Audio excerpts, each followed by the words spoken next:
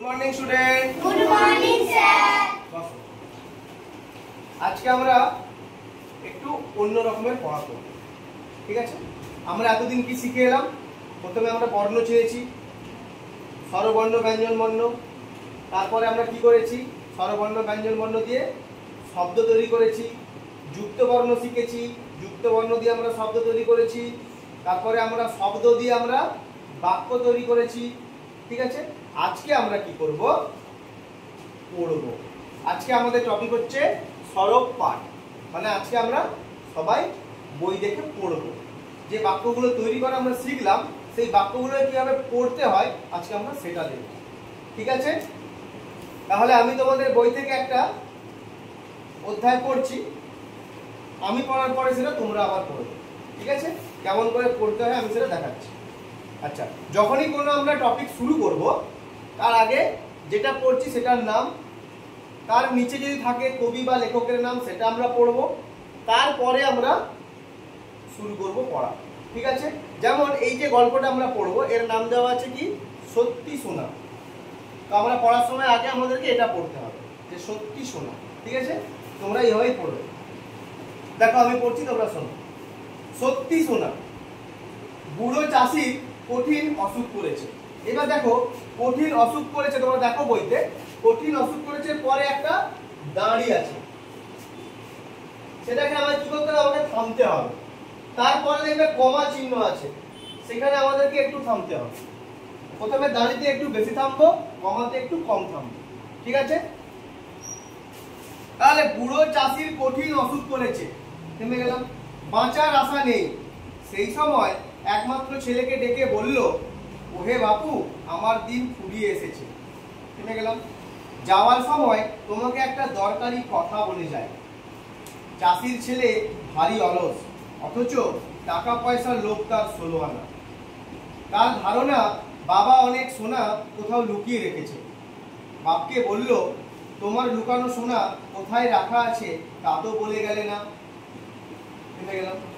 তো তোমরা শুনলে, আমি এতটা পড়লাম, আমি তোমাদের কাছে যাব, তোমরা কিন্তু অতটা পড়ে আমাকে শোনাবে, ঠিক আছে? চলো প্রীতি, তুমি পড়ো। সত্যি শোনা, বুড়ো চাষির কঠিন অসুখ করেছে, বাঁচার আশায় নেই। সেই সময় এক মাত্র ছেলেকে ডেকে বলল, ওহে বাপু, আমার দিন ফুরিয়ে এসেছে।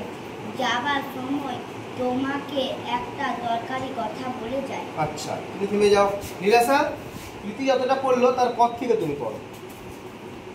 চাষির ছেলে ভারী অলস, অথচ টাকা পয়সার লোভ তার 16 আনা।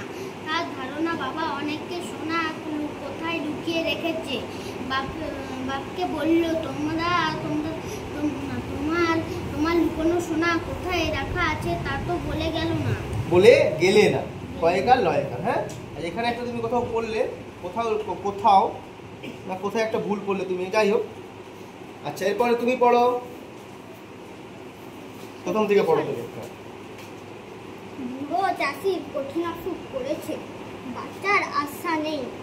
সেই সময় একমাত্র ছেলেকে ডেকে বলল, ওহে বাপু, আমার দিন ফুরিয়ে এসেছে।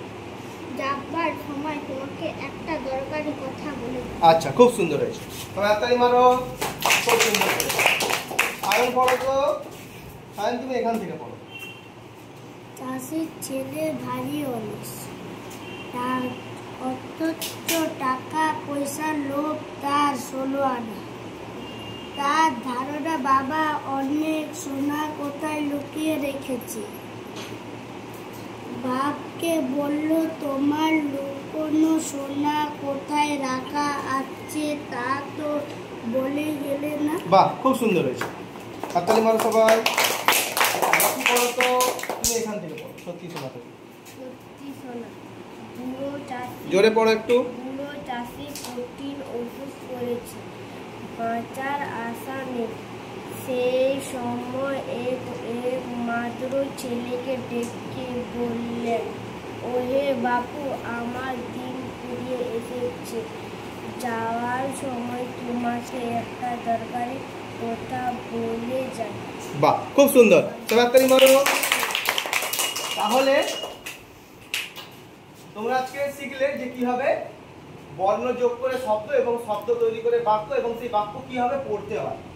ঠিক আছে, পরের দিন আমরা আরো নতুন নতুন জিনিস শিখবো। আজকে এতটাই থাকলো।